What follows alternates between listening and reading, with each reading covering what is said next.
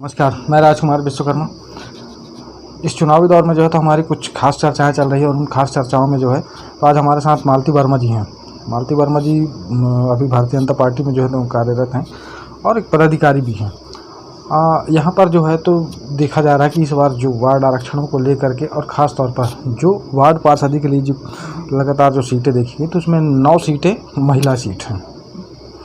अब उन महिला सीटों में से जो है तो भारतीय जनता पार्टी के कार्यकर्ता हूँ चाहे कांग्रेस के कार्यकर्ता हूँ, ख़ास तौर पर वो महिला मोर्चा जो कि कहीं ना कहीं पर चुनाव प्रचार प्रसार से लेकर के हर उस अंजाम तक चाहे कैसा भी चुनाव हो लगातार काम करती हैं।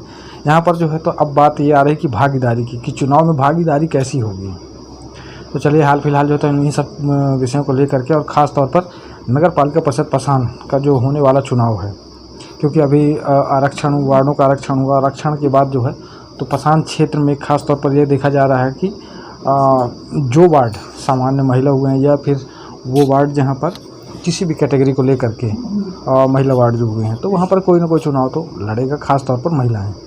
लेकिन कौन और किस लिए, क्योंकि इस चुनाव में यह भी देखा जा रहा है कि एक तरफ पार्षदों द्वारा अध्यक्ष का चुनाव होना है और अध्यक्ष के साथ एक नया विकल्प जो सामने आएगा, खास तौर पर क्षेत्र को बचाने का हो चाहे रोजगार को लेकर के, तमाम कई सारी चीज़ें हैं। तो इस पर चलिए कुछ खास चर्चा करते हैं मालती वर्मा जी से। मालती वर्मा जी, मैं सबसे पहले आपसे जानना चाहूँगा कि इस क्षेत्र में जो है तो आप कितने वर्षों से हैं और इस क्षेत्र को कितना करीबी से आपने देखा है? सबसे पहले तो मैं अपने क्षेत्र की जनता को नमस्कार करती हूँ और आपका भैया आभार व्यक्त करती हूँ और आपका भी धन्यवाद ज्ञापित करती हूँ और अपने वार्ड नंबर 3 की जनता का को भी नमस्कार करती हूँ। और मैं अभी मैं करीब 1 महीने हुए मैंने भारतीय जनता पार्टी की सदस्यता ली है। पहले मैं कांग्रेस में थी और कांग्रेस को छोड़ के मैं भी भाजपा में अभी आई हूँ और करीब मैं 97 से मैं कांग्रेस में सक्रिय थी। मतलब जो राजनीति का एक दौर था आपका 97 से जो है तो लगातार चल रहा है। और तो इस क्षेत्र को आपने कितना करीब से देखा, यहाँ पर आपको क्या समझ में आया, यहाँ का घटनाक्रम क्या था, कितनी आबादी बढ़ी घटी, क्या आपको समझ में आया कि रोजगार को लेकर के चाहे कोई भी जनप्रतिनिधि रहा हो, कोई चाहे हम विधायकों की बात करें, मंत्रियों की बात करें, सांसदों की बात करें या फिर अपने क्षेत्र के जनप्रतिनिधियों को, तो क्या आपको लगता है कि वाकई में इन्होंने अपना काम किया? देखिए, ये जो जब से मैं देख रही हूँ, जब 97 से जब से मैंने राजनीति में सक्रियता दिखाई है तो तब से मैं देख रही हूँ कि यहाँ पर जो बदलाव चाहिए था, ये बदलाव जो होना चाहिए था, ये बदलाव भैया हुआ नहीं। बदलाव नहीं होने का कारण था शायद हो सकता है कि जनप्रतिनिधि की जो निष्क्रियता थी वो यहाँ पर रही हो। और हम लोग इतने साल से देखते आ रहे हैं यहाँ पर, चाहे वो रोजगार के क्षेत्र में हो, चाहे वो महिलाओं को लेकर के हो, और भी ऐसे कई क्षेत्र हैं जहाँ पर वो सक्रियता नहीं दिखाई जनप्रतिनिधि जो दिखाना चाहिए थाने में, और वो चीज़ यहाँ पे होनी चाहिए थी। और जैसे अभी पिछले चुनाव हुए, इसके जो 2 पंचवर्षीय जो बीत गए, अच्छे से जनप्रतिनिधि आए, हम लोगों ने उनका साथ भी दिया और ये इसी आशा उम्मीद से आदमी साथ देता है कि जनता साथ देती है कि भाई हमारे काम होंगे। बहुत से ऐसे काम हैं जो कुछ लोग के होते हैं, कुछ के नहीं होते, लेकिन जो हितग्राही होते हैं उनके काम नहीं होते। जिनको एक्चुअल में मिलना चाहिए वो काम, जिनको वो चीज़ मिलनी चाहिए, चाहे राशन कार्ड हो, चाहे वो गरीबी का कार्ड हो, चाहे कुछ भी हो, तो बहुत सारे ऐसे काम हैं जो इस क्षेत्र में अभी ये क्षेत्र ही वंचित है। आपने एक दौरा किया होगा अनूपपुर, जब आप जाती हैं, अभी हाल फिलहाल आप लोगों के संगठन में बैठक भी थी, वहाँ पर जब आप जाती तो आपने कलेक्ट्रेट में भी जो है तो जाने का प्रयास किया और वहाँ पर जाने के बाद आपने जो है तो योजनाओं के बारे में पता कि कितनी, तो आपको समझ में आया वो कितनी योजनाएं लगभग, उससे आपको क्या समझ में आया कि क्षेत्र में जो है तो हम क्या कर सकते थे? जी, अभी कुछ दिन पहले हम लोग अभी गए थे इसी सब समस्याओं को लेकर कि जो यहाँ पर जो महिलाएं हैं, महिलाओं का तबका ऐसा तो भी है कि महिलाओं को वो हमको तो पता है कि हमको आरक्षण मिला है 50% या 30% जो भी मिला है, लेकिन वो क्या उतना आरक्षण जो है हम महिलाओं तक पहुँच पाता है? महिलाएं, सबसे बड़ी बात उनको जागरूक करना, गांव में जाना, गांव के तबके की ओर जाइए, उनको कुछ नहीं मालूम होता। गांव की छोड़िए, हम जो मीडियम वर्ग की जो महिलाएं होती, जो हम ग्रामीण शहरी क्षेत्र में हैं, हमको भी नहीं पता होता है कि क्या योजनाएं आ रही हैं, क्या आ रही हैं, क्या जा रही हैं, इसका पता नहीं होता। अभी मैं कुछ दिन पहले दौरा किए थे, हम लोग गए थे इसी सब चीज़ों के महिलाओं के लिए कि हम NGO चलाएँगे यहाँ पर अपने क्षेत्र के लिए। तो वो वहाँ जाके हम लोगों ने पता किया तो उन्होंने बताया कि ये इतनी इतनी योजनाएं आती हैं, आपको कैसे पता नहीं है? तो हम लोगों ने कहा कि ये तो बाकी हम लोग को पता नहीं है इस चीज़ के बारे में। बोले ये सब योजनाएं आपके नगर पालिका में जाती हैं, पर चूँकि एक्चुअल हमको उस चीज़ का नहीं था मालूम, तो उन्होंने कहा आप अब मार्च या अप्रैल में आइएगा, वो फिर से एक्टिवेट होंगे, फिर से आपकी नगर पालिका में जाएंगे और फिर आप यहाँ अनूपपुर में आइएगा, हम आपको सब जानकारी देंगे। तो उससे ये चीज़ समझ में आई कि आती तो हैं योजनाएं, ऐसा तो नहीं है कि नहीं आ रही, लेकिन उन योजनाओं को सही तरीके से जनता के बीच में पहुंचाने का या महिलाओं के बीच में पहुंचाने का काम नहीं किया जाता। तो ये काम था किसका? ये जनप्रतिनिधियों का काम था, ये वार्ड पार्षदों का काम था, या जो जनप्रतिनिधि चुन के बैठे हुए नगर पालिका में उनका काम था कि वो उन जो योजनाएं हैं उनको सही रूप से वो जनता के बीच में लाते, पहुंचाते। तो ऐसा नहीं कि जनता उनको उन योजनाओं को लाभ उठाने में पीछे रहती। ये हकीकत बात है कि कुछ को जिनको मिलना था उनको मिला है, पर जो वाकई में उन हितग्राही में है, जो एक कैडर होता है, कैटेगरी होती है कि एक पात्र व्यक्ति जो है कहीं ना कहीं पर उसको आवश्यकता तो है लेकिन उसे मिल नहीं पा रहा है। बिल्कुल नहीं मिल पा रहा है। वही बात है कि जो जनता जो पब्लिक चाहती, जैसे ये हमारा क्षेत्र क्या है, मुझे नहीं लगता कि यहाँ पे मीडियम फैमिली से ज़्यादा गरीब तबके के लोग रहते हैं यहाँ पर। ये आपका एसटी ट्राइबल एरिया भी है कहीं पे कुछ वार्डों में। तो क्या होता है कि वहाँ पे जो पहुँचने की चीज़ें होती हैं, या तो कुछ ऐसा होता कि हम नहीं पहुँच पाते वहाँ तक, और हम नहीं पहुँच पाते, दूसरी बात वहाँ के लोग हमारे तक पहुँचाते भी नहीं हैं। तो ये कहीं ना कहीं कमियां रही हैं। इन सब योजनाओं को पहुंचाने के लिए जन जन तक, महिलाओं तक, युवाओं तक, ऐसा नहीं कि युवाओं के लिए योजनाएं नहीं आती, उनके लिए भी आती हैं। बेरोज़गार बैठे हैं, बस ऐसी जो स्वरोजगार की योजनाएं आती है, सब ये पहुंचाने के लिए एक सिस्टम को लाना चाहिए। वो सिस्टम से ये सब चीज़ें सभी तक पहुँचे। अभी तक वो सिस्टम नहीं आया है। अच्छा, चुनाव को लेकर के जो तो आप लोगों ने क्या विचार बना? क्योंकि अक्सर देखा जाता है कोई भी चुनाव होता है, अगर सामान्य सीट रही, मतलब पुरुषों की कोई सीट रही तो पुरुष अक्सर लड़ जाते हैं, या फिर वो नेता भी हमारे क्षेत्र में है जो करते तो राजनीति हैं जी, लेकिन अब इस बार महिला सीट हो गई। बिल्कुल। और इस बार का अध्यादेश भी कुछ बहुत ही खतरनाक तरीके से आया कि अब पार्षद अध्यक्ष चुनेंगे, तो कई तरह के लोग मैदान में होंगे। तो खासतौर पर जहाँ जहाँ महिला सीट है उनके लिए आप लोग क्या कहना चाहेंगे? क्योंकि काम तो फील्ड में आप लोग भी करते हैं, वो लोग भी करते हैं। देखिए, इस बार 50% जो आरक्षण हुआ है उसमें 18 वार्डों में 9 वार्डों में महिला सीट हुई है। तो उन 9 वार्डों में मुझे लगता है कि उन महिलाओं को सीट देनी चाहिए जो महिलाएं फील्ड में वर्क कर रही हैं या फिर जो पार्टी में सक्रियता से भाग लेती हैं।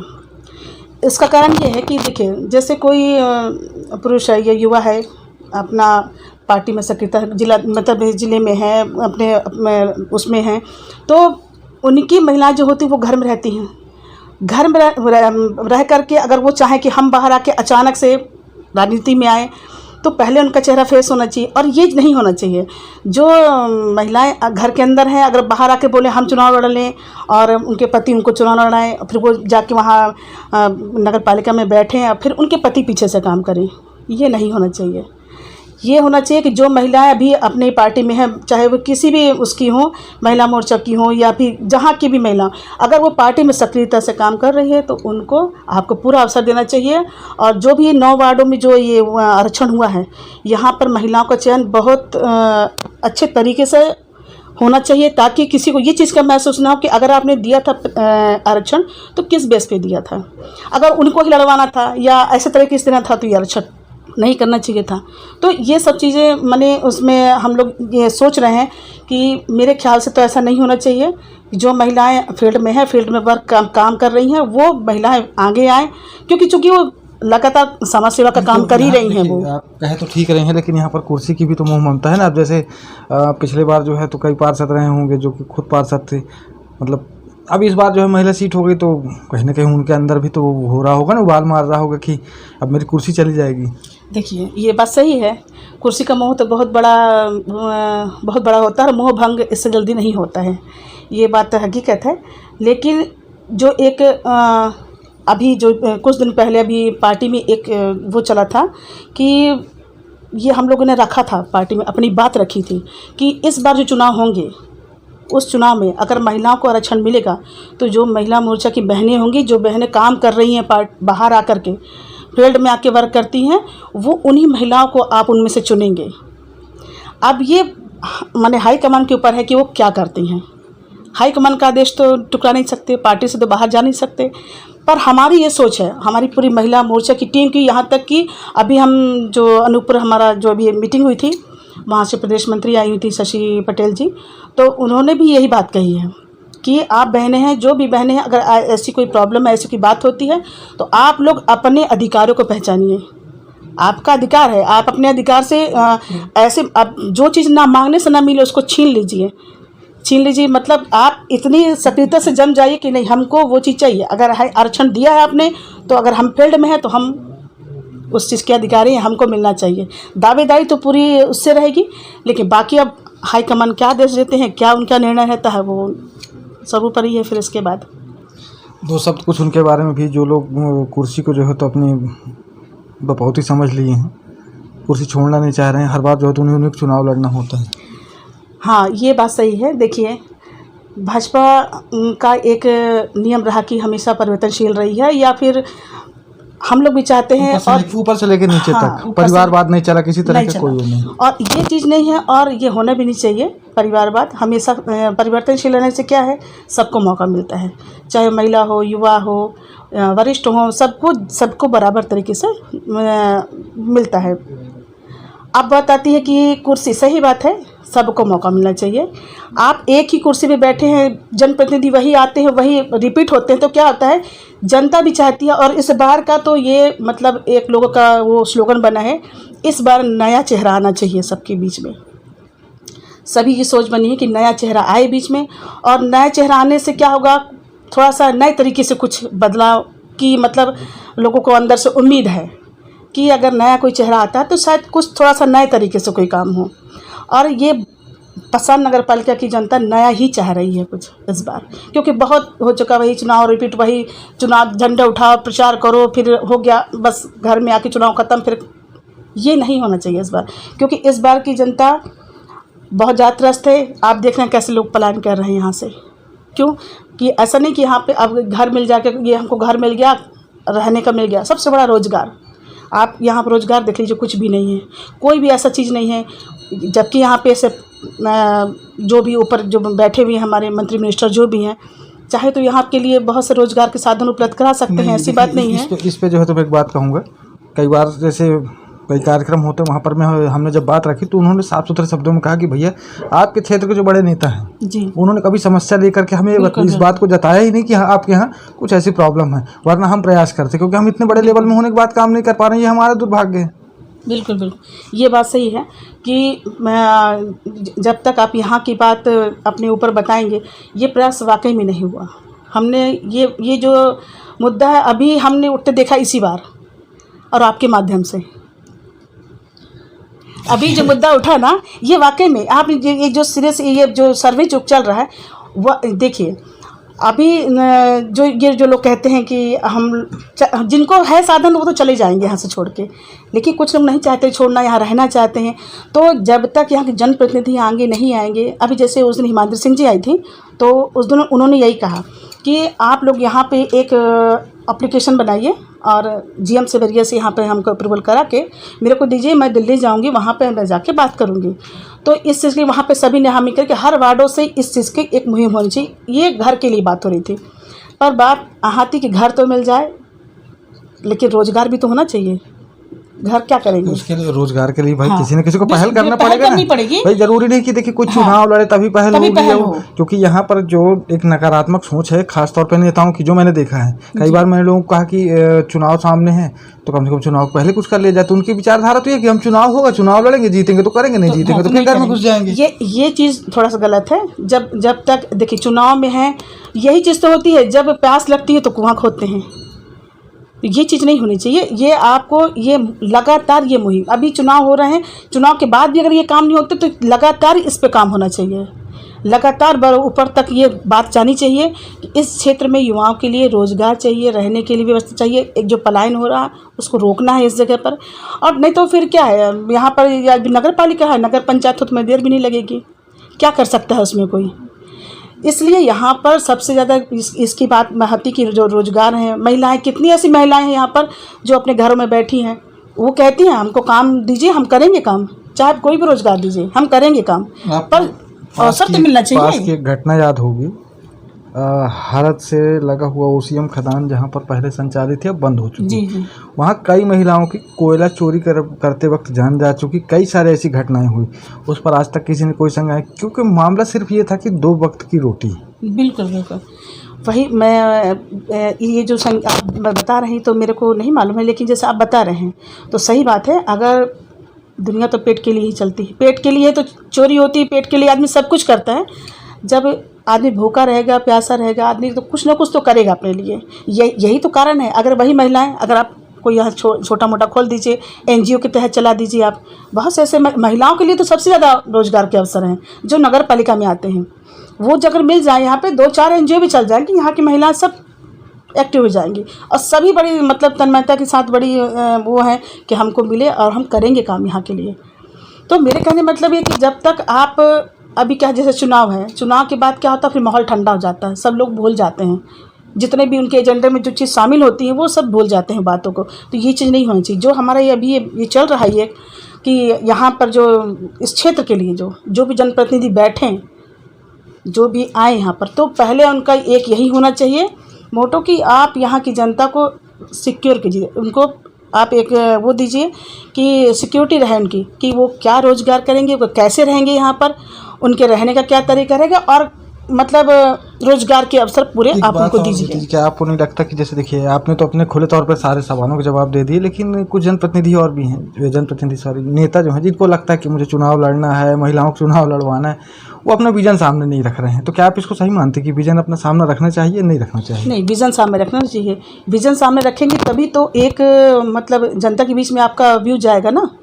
जब विज़न नहीं रखेंगे, आप उस चीज़ को नहीं बताएंगे कि आपका एजेंडा कि आप किस तरह से काम करेंगे, आप चाहे अध्यक्ष बनते हैं या पार्षद बनते हैं, तो आप क्या काम करेंगे जनता के लिए, आपके काम करने की शैली क्या रहेगी, किस तरह से काम करेंगे, और जनता, सबसे बड़ी बात तो जनता क्या चाह रही है आपको ये पकड़ना पड़ेगा, उनकी डिमांड क्या है। तो जब तक नहीं पकड़ेंगे, जब तक विज़न नहीं दिखाएंगे तो कोई मतलब नहीं है। विज़न तो दिखाना पड़ेगा। देखिए, जन सेवा तो यहाँ सभी कर रहे हैं, पार्टी में रह जो छोटा छोटा काम होता है वो सब जन सेवा में ही आता है। आज आप भी जो कर रहे हैं जन सेवा ही है। आप जनता की बात जो पब्लिक के बीच में ले जा रहे हैं मीडिया के थ्रू, ये भी एक जन सेवा है। लेकिन इसका मतलब ये नहीं है कि जन सेवा जो आप लड़ने के इच्छुक हो, आपको लगता है कि हम पार्षद चुनाव लड़ें या हम अध्यक्ष करने, तो आपको अपना विज़न दर्शाना पड़ेगा, बताना पड़ेगा कि हमारा क्या सोच है, हम क्या करेंगे चुनाव जीतने के बाद में, और हम किस तरह से आगे इस क्षेत्र को ले जाएंगे।